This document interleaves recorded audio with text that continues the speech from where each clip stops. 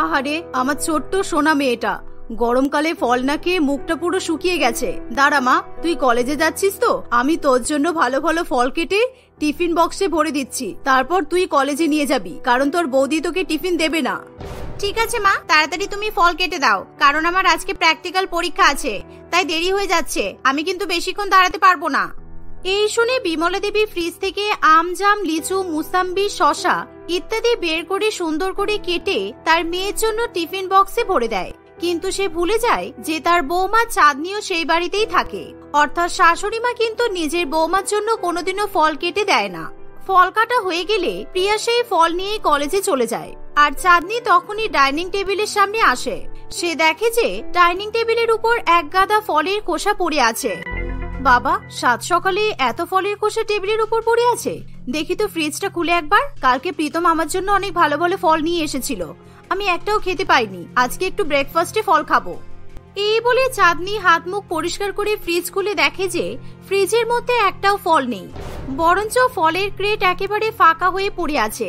এই দেখে চাঁদনি ভীষণ পরিমাণে রেগে যায়, কারণ সে এর আগেও তার শাশুড়ি মায়ের কাছে এরকম বঞ্চনার শিকার হয়েছে। বিশেষ করে খাবার খাওয়া নিয়ে শাশুড়ি মা সবসময় নিজের মেয়েকে খাওয়াতেই ব্যস্ত থাকে, কিন্তু সে তার বৌমাকে ভীষণ পরিমাণে অবজ্ঞা করে। কালকে প্রীতম এতগুলো ফল নিয়ে এলো, সব ফলগুলো কোথায় গেল মা? একদিনে আপনি সব ফল খেয়ে শেষ করে ফেললেন। সত্যি আপনি আর আপনার মেয়ে বেশি বেশি খাবার খেতেও পারেন।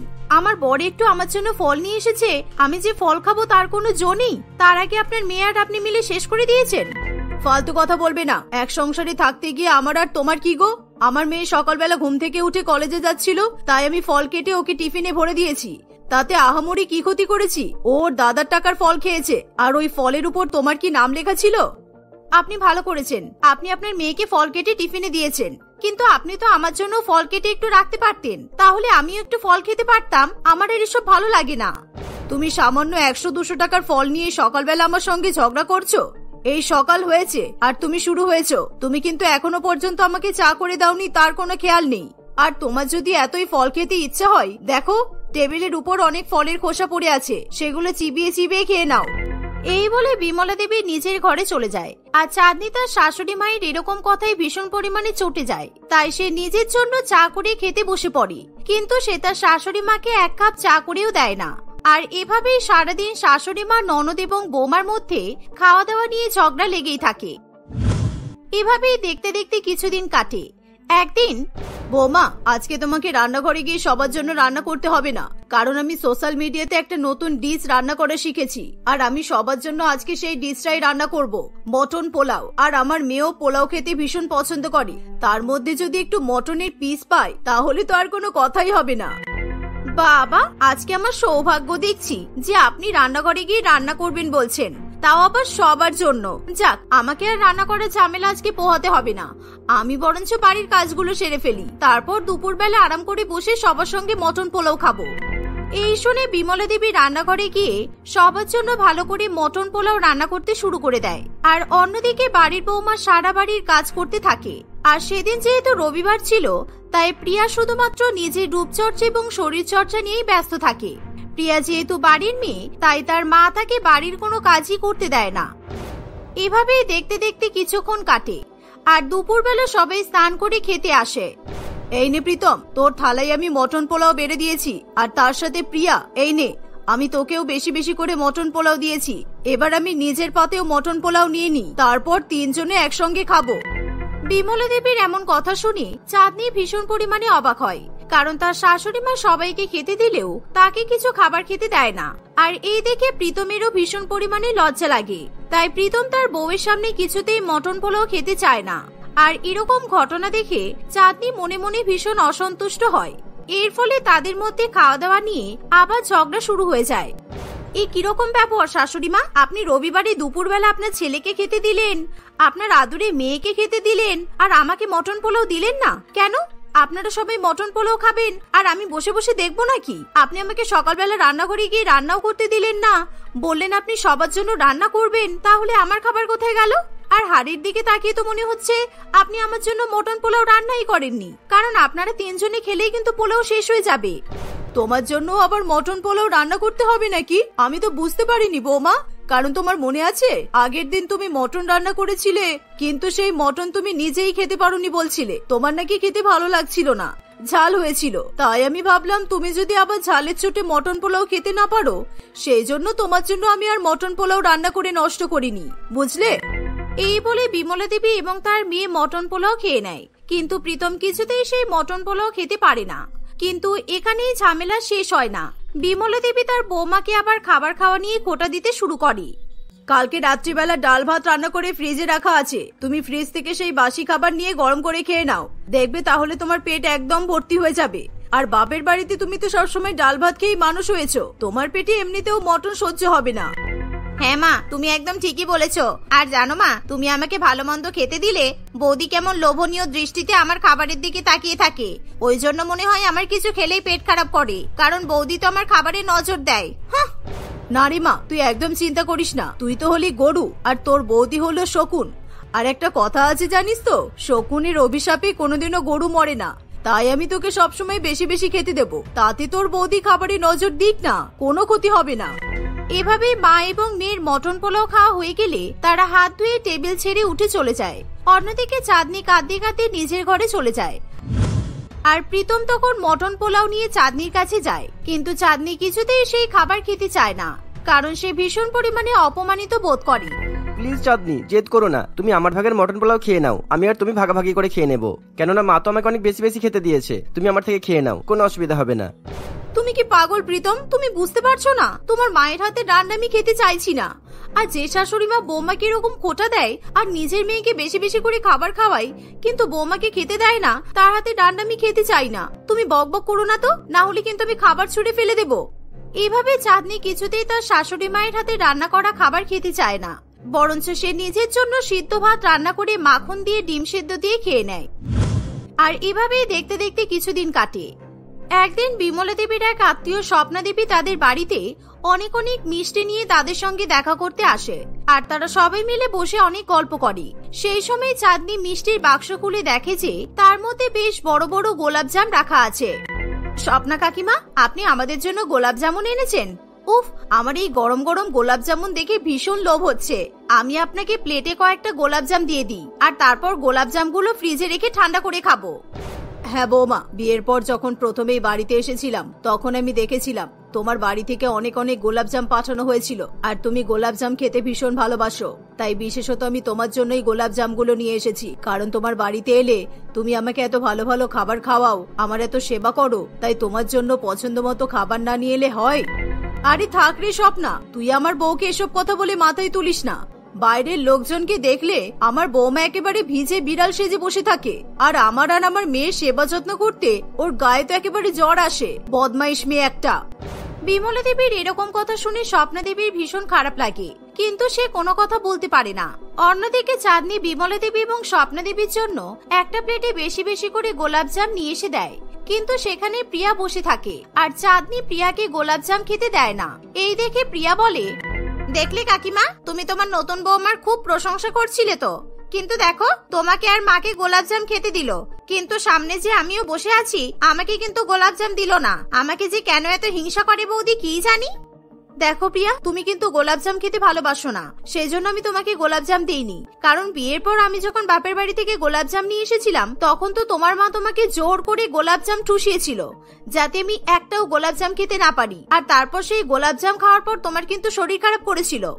তোমার বাপের বাড়ি থেকে তো বাসি পচা গোলাপজাম পাঠিয়েছিল বলে আমার শরীর খারাপ হয়েছিল। তার মানে এই নয় যে গোলাপজাম খেলেই আমার শরীর খারাপ হবে। আর ফ্রিজে তুমি যে আমার জন্য গোলাপজামগুলো তুলে রেখেছো সেগুলো আমার জন্য নিয়ে এসো, আমি সব খাবো। চাঁদনি প্রিয়ার এরকম কথা শুনে কোনো রকম কোনো উত্তর দিতে পারে না। আর এরকম বাড়িতে গোলাপজাম নিয়ে ঝগড়া ঝামেলা দেখে স্বপ্না দেবী সেখানে আর বেশিক্ষণ বসতে চায় না। সে চা খেয়ে কোনো রকমে সেখান থেকে পালিয়ে যায়। আর এদিকে প্রিয়া এবং তার মা ইচ্ছা করে ফ্রিজ থেকে সব গোলাপজাম বের করে খেতে শুরু করে, যাতে বাড়ির বৌমা একটাও গোলাপজাম খেতে না পারে। আমি দেখেছি আপনারা দুজনে মিলে আমাকে একদম সহ্য করতে পারেন না। আমি যেহেতু গোলাপজাম ভালোবাসি তাই আপনাদের সবকটা খেয়ে নিতে হবে, তাই তো? বেশি করে গিলুন, আর গিলে গেলে পেট খারাপ করে মরুন। এই বলে চাঁদনি নিজের ঘরে চলে যায়। এভাবেই দেখতে দেখতে কিছুদিন কাটে। একদিন হঠাৎ করে পরিতোষবাবু তাদের বাড়িতে আসে, কারণ সে পাড়ার সকল লোকজনকে নিজের নাতি হওয়ার উপলক্ষে পোলাও এবং মাংস কষা খাওয়াবে বলে ঠিক করে। তাই পরিতোষবাবু নিজের বাড়িতে লোক লাগিয়ে পোলাও এবং মাংস রান্না করে সেই রান্না করা খাবার প্যাক করে সকলের বাড়িতে গিয়ে দিয়ে আসে। সেই খাবার পরিতোষবাবু বিমলা দেবীর বাড়িতেও নিয়ে যায়। দিদি, এতদিন পর আমার নাতি হয়েছে, তাই আমার পরিবার ভীষণ খুশি। এই নিন আপনাদের জন্য 4 প্যাকেট পোলাও আর মাংস, আপনারা খেয়ে নেবেন। হ্যাঁ, আমি অনেক শখ করে এই পোলাও আর মাংস রান্না করিয়েছি। দাদা, আপনাকে অনেক অনেক অভিনন্দন। এই খবর শুনে আমি সত্যি খুবই খুশি হলাম। আমার বৌমা যে কবে অন্তঃসত্ত্বা হবে আর আমি কবে যে নাতি নাতনির মুখ দেখতে পাবো কি জানি। যাই হোক, আমরা কিন্তু নিশ্চয়ই খাবো। আপনি ভালো থাকবেন। হ্যাঁ। এই কথা শোনার পর পরিতোষবাবু সেখান থেকে চলে যায়, আর বিমলা দেবী তখনই 4 প্যাকেট পোলাও মাংস নিজের এবং নিজের মেয়ের জন্য টেবিলের উপর রেখে দেয়। সেই সময়, এই প্রিয়া, বৌমা এখন বাড়িতে নেই, এই সুযোগে আমি আর তুই সব পোলাও আর মাংস খেয়ে নিয়ে চল। কারণ আমি জানি তুই পোলাও আর মাংস খেতে ভালোবাসিস, আর তোর বৌদি যদি দেখে আমি তোকে সব খাবার খাইয়ে দিয়েছি তাহলে ও এসে আমার সঙ্গে ঝগড়া করবে। তুই একা একা সব পোলাও মাংস খেয়ে নে, তাড়াতাড়ি আয়। বৌদি যদি জানতে পারে আমি বৌদির ভাগের পোলাও মাংস খেয়ে নিয়েছি তাহলে কিন্তু আমার মাথার একটা চুলও আর থাকবে না। কিন্তু তুমি যখন আমাকে পুরো মাংস ভাত খেতে বলছো তাহলে কিন্তু আমি একাই সব পোলাও মাংস খাবো, আর বৌদিকে কোনো পোলাও মাংস দেব না। বদমাইশ মেয়ে একটা। এভাবে বিমলা দেবী খুব আদর করে নিজের মেয়েকে সব পোলাও এবং মাংস খাইয়ে দেয়। এর ফলে বৌমার জন্য কিছুই আর বেঁচে থাকে না। কিন্তু চাঁদনি যখন বাজার থেকে বাড়িতে ফিরে আসে তখন তার পরিতোষবাবুর সঙ্গে দেখা হয়, আর পরিতোষবাবু তাকে ইতিমধ্যেই জানিয়ে দেয় যে সকলের জন্য সে পোলাও এবং মাংস তাদের বাড়িতে পাঠিয়ে দিয়েছে। আর চাঁদনি বাড়িতে এসে তখন দেখে যে তার ননদ পোলাও এবং মাংস খেয়ে একেবারে আঙুল চাটছে। আর এই দেখে চাঁদনি ভীষণ পরিমাণে রেগে যায়। সে যখন তার শাশুড়ি মায়ের সঙ্গে এই বিষয় নিয়ে ঝগড়া করতে যাবে তার আগেই শুরু হয়ে যায় প্রিয়ার ভীষণ পরিমাণে রক্ত বমি, আর প্রিয়ার ভীষণ পরিমাণে শরীর খারাপ করতে শুরু করে।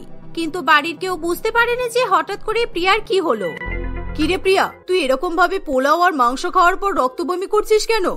মা, আপনি চিন্তা করবেন না, প্রিয়ার কিচ্ছু হবে না।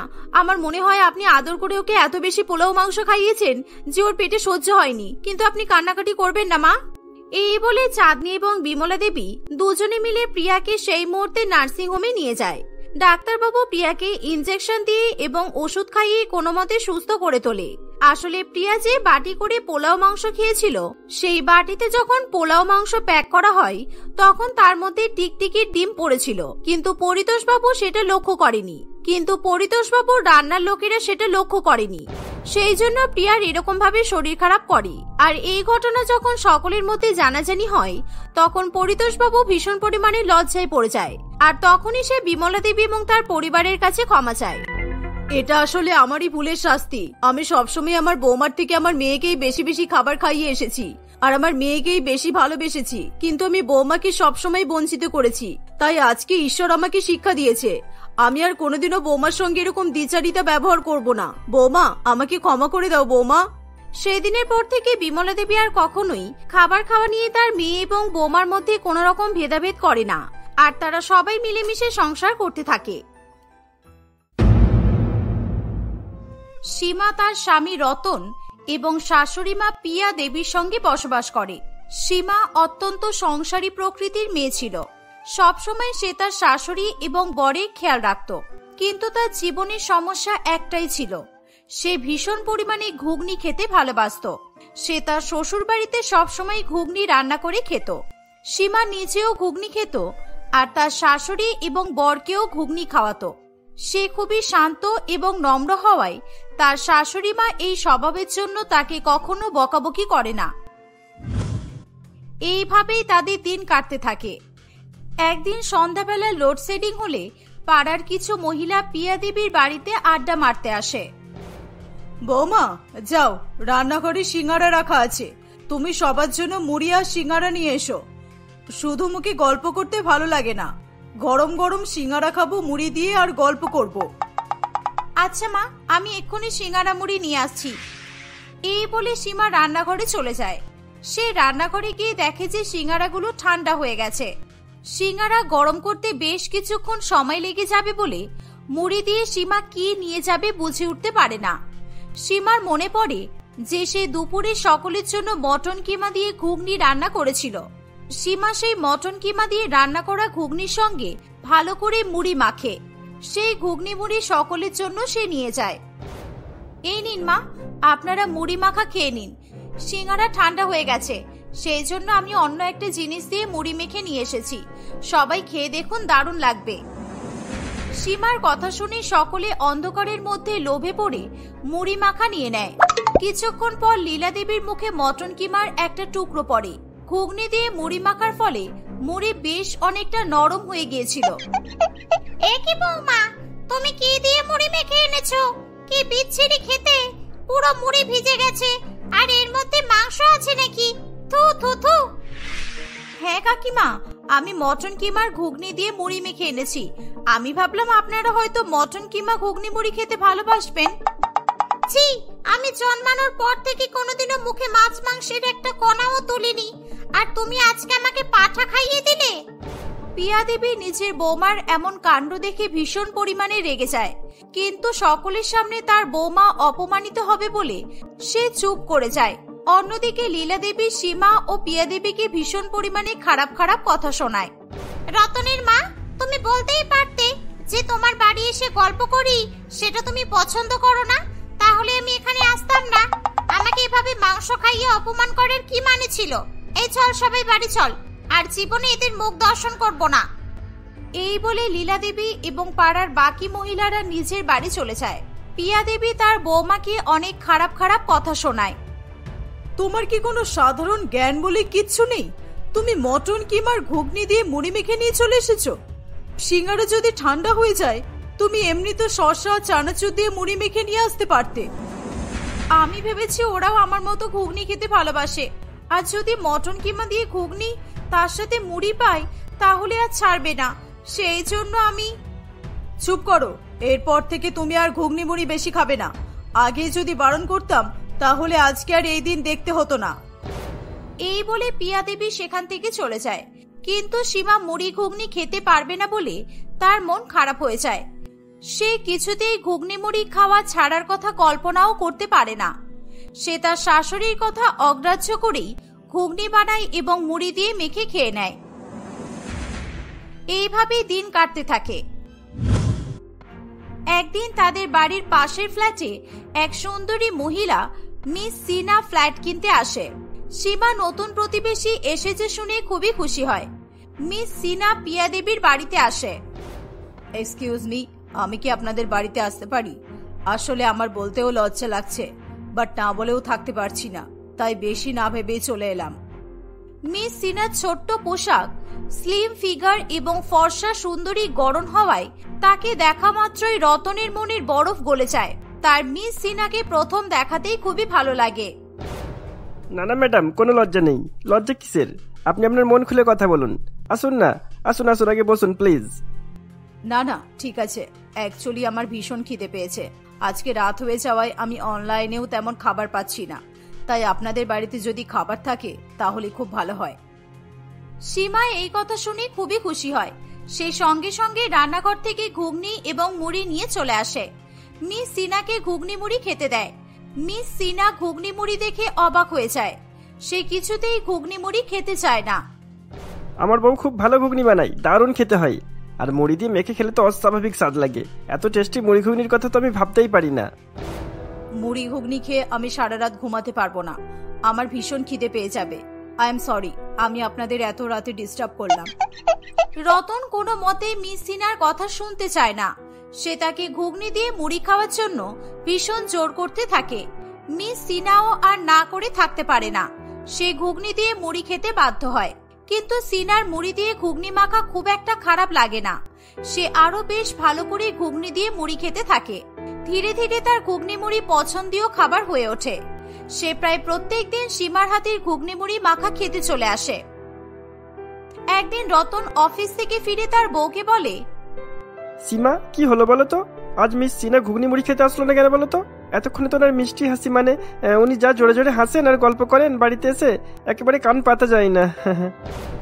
না, ওনার শরীর খারাপ হয়েছে, আর আমিও আজকে বেশি ঘুগনি রান্না করিনি, কারণ মটর শেষ হয়ে গেছে, মুড়িও শেষ হয়ে গেছে, তাই উনি আসতে না চাওয়ায় আমি বেশি জোর করিনি। এই কথা শুনে রতনের মন ভীষণ খারাপ হয়ে যায়। রতন সেই মুহূর্তে অজুহাত দিয়ে দোকানে চলে যায় এবং বাড়ি ফেরার সময় মুড়ির প্যাকেট ও ঘুগনির মটর কিনে নিয়ে আসে। সীমা তার বরের হাতে মুড়ির প্যাকেট দেখে অবাক হয়ে যায়।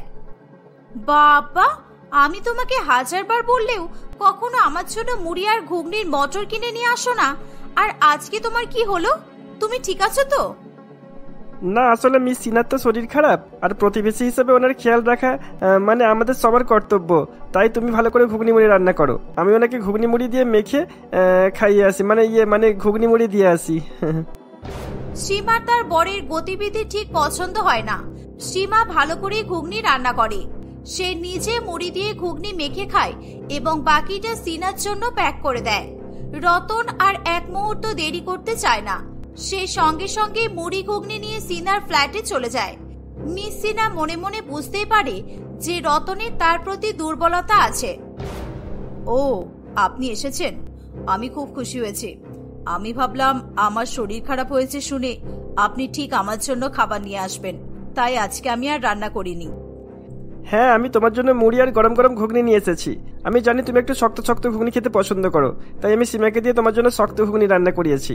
আর সবসময় আপনি আপনি করে ডাকবে না তো, আমাকে তুমি করেই বলো। বুড়ো বেটা আমাকে আবার তুমি করে ডাকতে বলছে।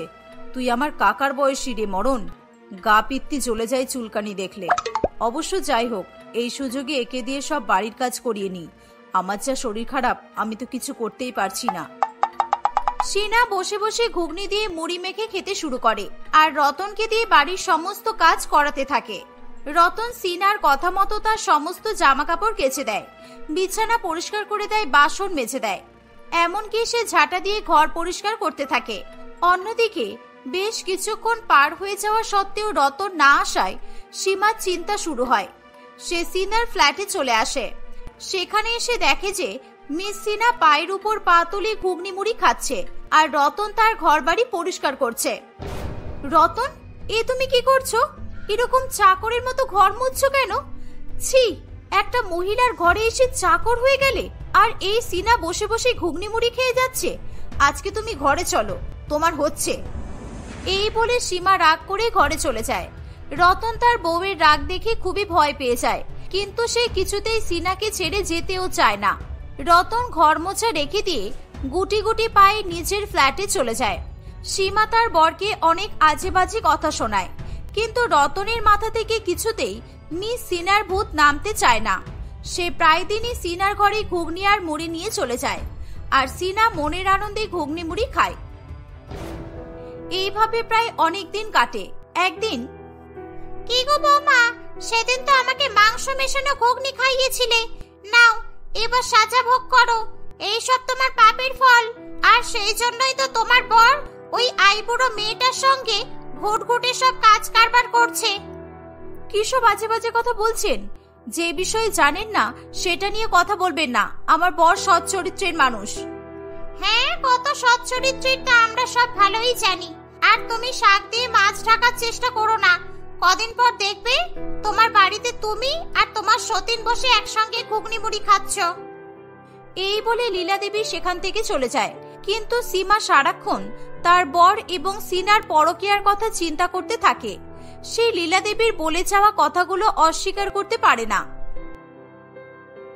কিছুদিন এভাবেই কাটে।